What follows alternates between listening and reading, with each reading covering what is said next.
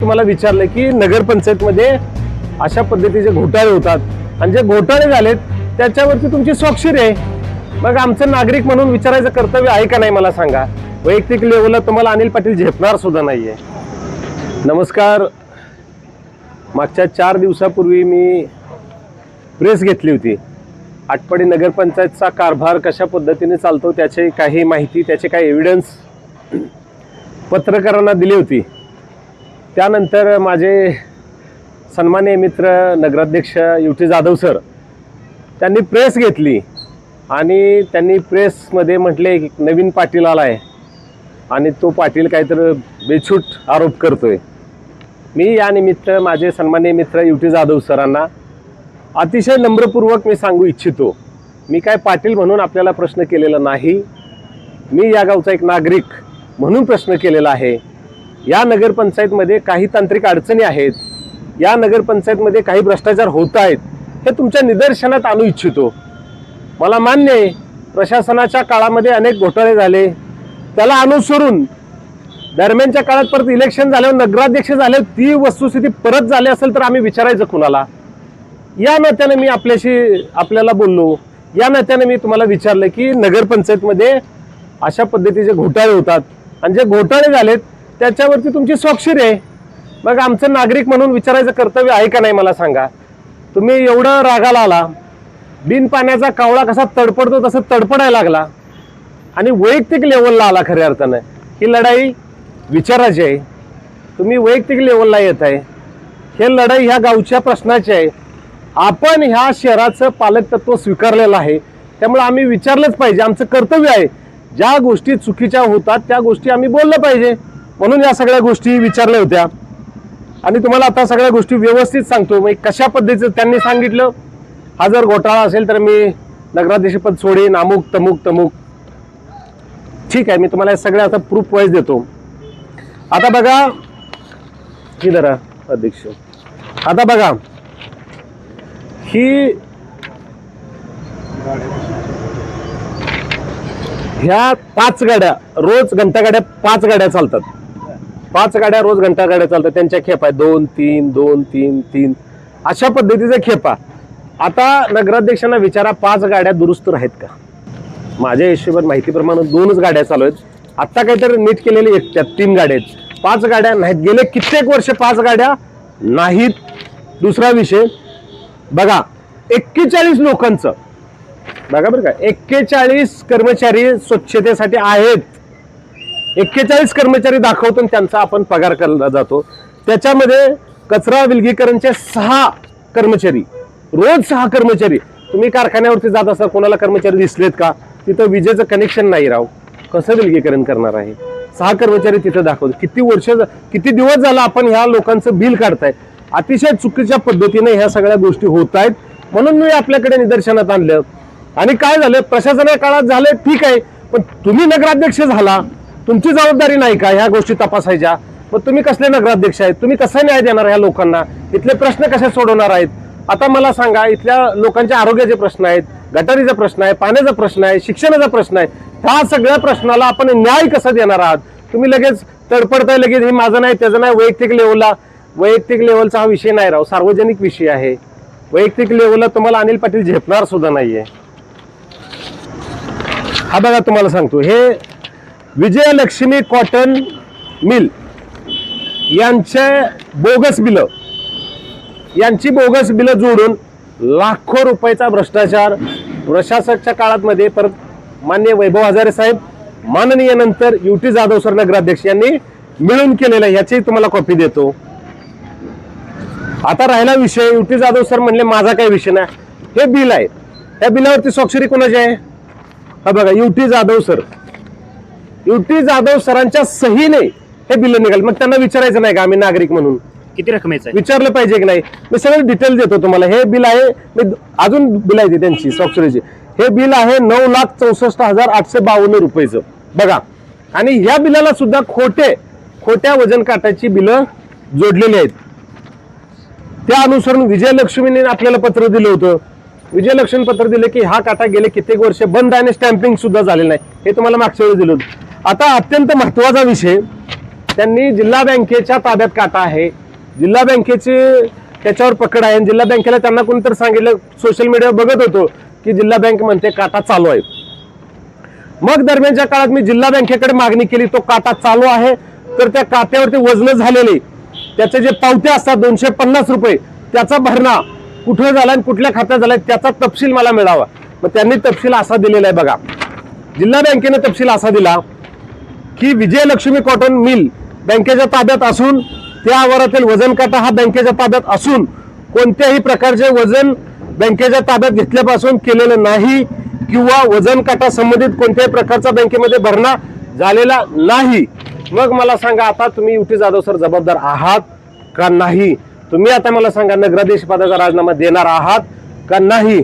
मला आता सांगा. ह्या सगळ्या क्लिअर गोष्टी मी तुमच्या नजरेसमोर आणलेल्या आहेत. हे काय विषय असतं मला सांगतो. भ्रष्टाचार होत असेल तर इथल्या नागरिकांनी विचारायचं नाही का, बोलायचं नाही का? त्यांना कुठेतरी वैयक्तिक लेवलला जाऊन बोलणार, तुम्ही काचेच्या भांडीत राहता, अमुक राहता, तमुक राहता. अहो, तुम्हाला जे विचारलेले प्रश्न आहेत त्याच्यावरती बोला ना. तुम्ही सांगा ना, तुम्ही बाबा मी चूक झाली असेल तर चूक झाली, भ्रष्टाचार केला असल्याशिवाय एवढी तडपड होती त्यांची.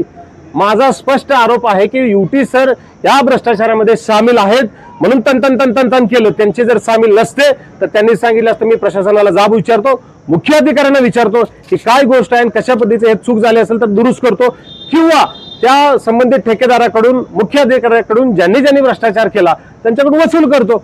अशा पद्धतीचं वक्तव्य येणं अपेक्षित होतं.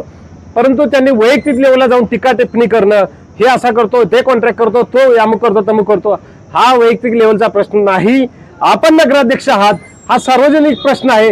आपण या सगळ्या प्रश्नाला उत्तर देणं अपेक्षित आहे. हा भ्रष्टाचार कसा झाला तो लोकांना सांगणं अपेक्षित आहे. आटपाडी त्या सर्व नागरिकांना विनंती करतो की आपण सुद्धा या गोष्टीचा जाब नगराध्यक्ष आणि मुख्य अधिकारी यांना विचारावं. आपल्याला सत्तेत न घेतल्यामुळं हा जो तुम्ही जो करताय तो प्रकार, अनिल शेठ बिनबुडाचे आरोप करतायत केवळ त्यांना सत्तेत घेतल्या. या सत्ता म्हणजे काय असते? आता माझी बायको आहेच की सत्तेमध्ये, माझी बायको आता आरोग्य सभापती आहे, स्वच्छता सभापती आहे. सत्ता म्हणजे काय असते? काय नगराध्यक्षाला मी इलेक्शन लढलं नाही, त्यामुळे ह्याच्यापेक्षा पुढचं मला काय पाहिजे तेव्हा?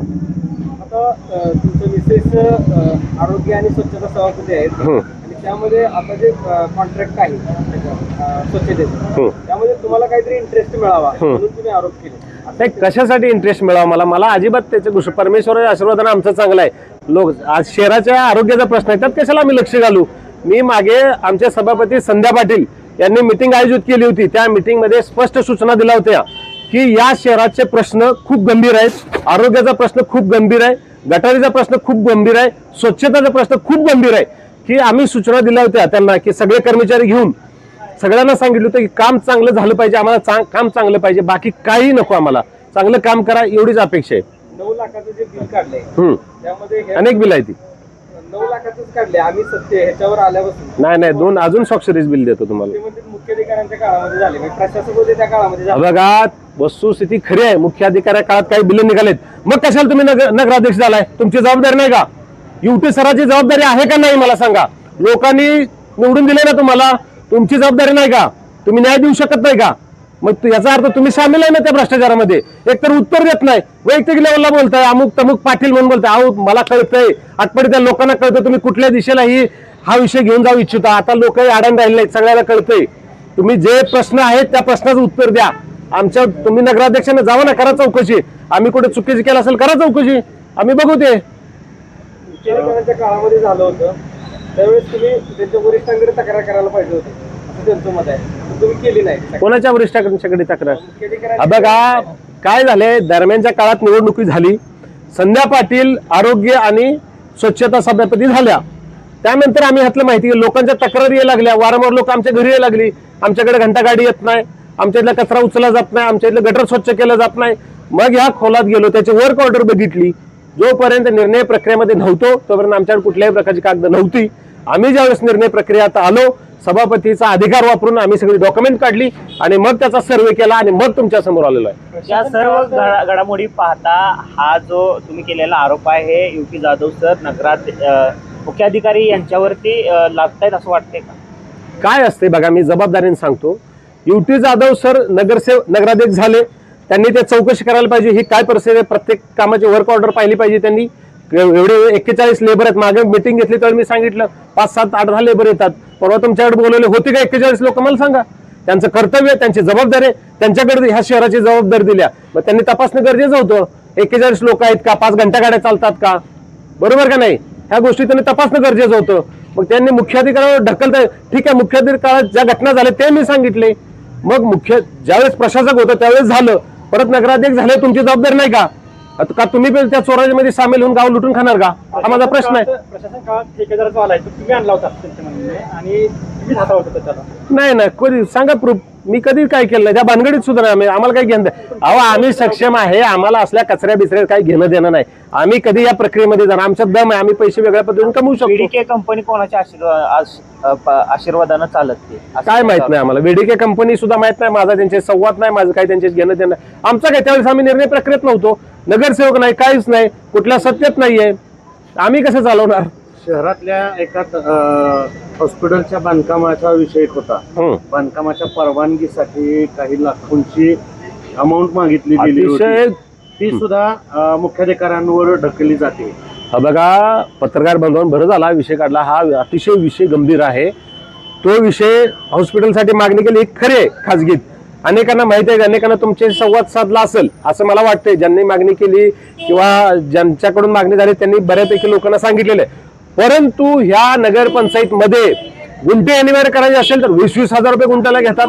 अमुक ठराविक लोक ठरवून ठेवलेत, ह्या लोकांकडे गेले तर तुमच्या गुंठेवारीवर, अनेकांच्या गुंठेवारी रखडून पडलेत, कारण ते लोक पैसे दिले तर गुंठेवारी होते. छोट्या छोट्या कागदाला सुद्धा पैसे लागतात. इथं वस्तुस्थिती आहे, नगराध्यक्ष कुठल्याही प्रकारे प्रशासनावर पकड नाही, सगळे मिळून तेरी भी चूप मेरी भी चूप मिल बाटके खाएंगे अशी भूमिका आहे. अशी लोक आहेत की ज्यांना लाखोंची मागणी केली, ती लोक माध्यमासमोर येणार का? हा बघा, कसा असते, प्रत्येकाचा व्यवसाय असतो दादा भाऊ, त्यामुळं प्रत्येकाचा व्यवसाय सांभाळून लोक काम करत असतात. ज्यांना जे व्यावसायिक लोक आहेत ते अशा ह्याच्यात पडत नाहीत, परंतु आमच्यासारख्या लोक असतील, अनेकांच्या त्यांनी कानावर घातले, लाख रुपये मागणी केल्यावर त्यांनी अनेकांच्या कळावर घातले, व्हॉट्सअप कॉलवरती कुणाशी बोलणं झालं हेही सांगितले. बऱ्याच पत्रकारांना मला वाटतं खाजगी त्या गोष्टी समजल्यात. साक्षीच्या घरात राहून मारलं, हा जो त्याने आरोप केला, काय केला असा वाटतं मला वाटतं. हा बघा, त्यांना वाटलं असेल अनिल पाटील कशाला तर घाबरेल, मी अजिबात घाबरणार नाही, मी काही चुकीचं केलेलं नाही, आणि काचे घरात मी राहत नाही, अजिबात नाही, मी कुठलं चुकीचं काम करत नाही, त्यामुळे मला काही घाबरायचं काम नाही. काचेच्या घरात राहून अजिबात नाही, ते तुम्ही चिंता करावी.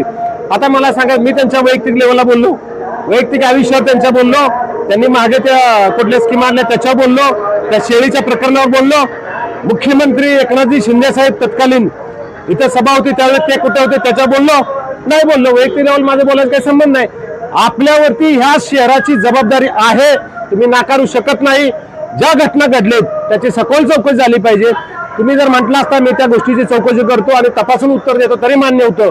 तुम्ही असे तडपड केलं, याचा अर्थ असा होतो युटी जाधव सर आपण आणि प्रशासन मिळून भ्रष्टाचार करता, असं स्पष्ट माझा आरोप आहे. कामगारांचे पगार थांबले होते म्हणून तुम्ही पैसे काढले असतील. अहो पत्रकार साहेब, मला सांगा, कामगाराचे कसं असतंय, एखाद्या संस्थेला ह्या शहराची स्वच्छतेची जबाबदारी दिली तर त्या संस्थेचं काम काय असते, तिथले मनुष्यबळ काय लागेल ते पुरवल, तिथली यंत्रणा काय लागेल ते पुरवल, त्या स्वच्छतेसाठी जे लागणारे सामुग्री आहे ते त्यांनी पुरवायचे. मग त्यांना काळजी करा, ठेकेदाराच्या मानकुटी बसून त्यांनी ते पगार करायचे असतात. हा बघा, इथं ठेकेदाराने पगार दिले नाही म्हणून आम्ही काढले, हे व्यवहारात बसत नाही.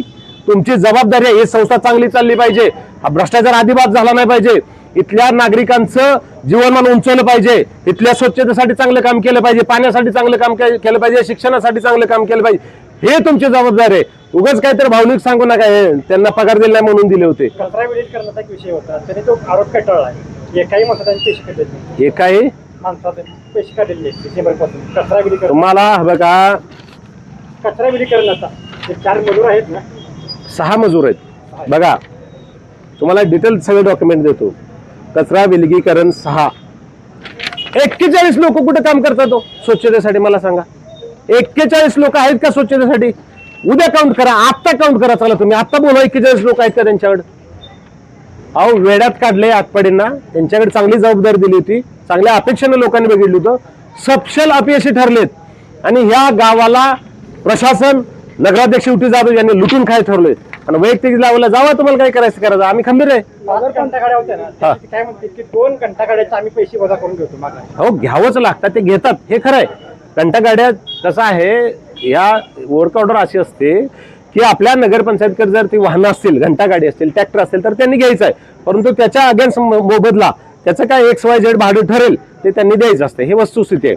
जर नगरपंचायत मार्फत जर बिल काढलं असेल तर मग ठेकेदार कशाला जमला? हाच विषय आहे मुद्दा तोच आहे. एखाद्या संस्थेला ही जबाबदारी दिली बघा पूर्वीच्या जे VDKला काम होतं त्यांनी काय केलं होतं जे नगरपंचायतकालीन 7 कर्मचारी आहेत, त्यांच्यातून 10,000 रुपये कट करून नगरपंचायतच्या खात्यामध्ये संकलित करत होते परंतु आता नगरपंचायतच्या नफा फंडामधून ह्या कर्मचाऱ्याला वेगळे पगार आणि ठेकेदाराला पण वेगळे पैसे म्हणजे खूप मोठा भ्रष्टाचार झालेला आहे. काटा तिथे बंद आहे. मला सांगा काट्याचे लाखो रुपये बिल काढलं राव आम्ही चुकीचं काय करतोय वैयक्तिक लेवलला कशाला येतं हे सार्वजनिक तुमची जबाबदारी आहे. तुम्ही संविधानिक पदावरती आहात तुमची अधिकची जबाबदारी आहे. तुम्ही ह्या सगळ्या गोष्टीची चौकशी करा. नसल मी आता परवा कलेक्टरना पत्र दिलेलं आहे. संध्या पाटील यांच्या स्वच्छता सभेत त्यांचं पत्र जोडून मी सगळे डॉक्युमेंट जोडून परवाच कलेक्टरला ही सगळी माहिती दिली. आपण ह्या गोष्टी सखोल चौकशी करावं. प्रशासनाची जबाबदारी आहे आणि तितकेच जबाबदार नगराध्यक्ष सुद्धा आहेत.